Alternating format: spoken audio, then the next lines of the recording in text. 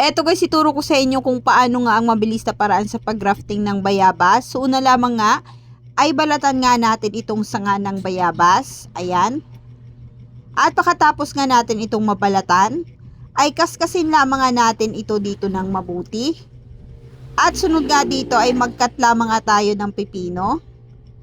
At i-cut din nga natin ito dito sa gitna. At pagkatapos nga, ay alisin lamang nga natin itong sa gitna niya.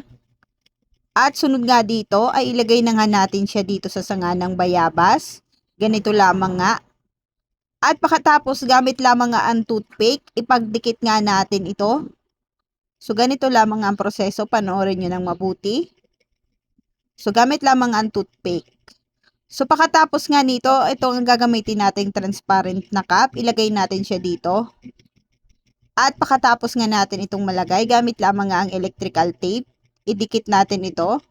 At pagkatapos nga, ilagyan na nga natin ito dito ng lupa.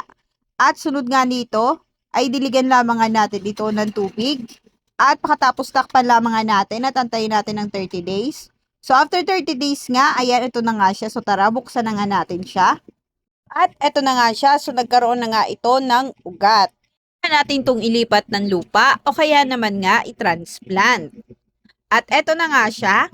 Ayan. At after 130 days nga, ayan, ito na nga ang kanyang mga bunga.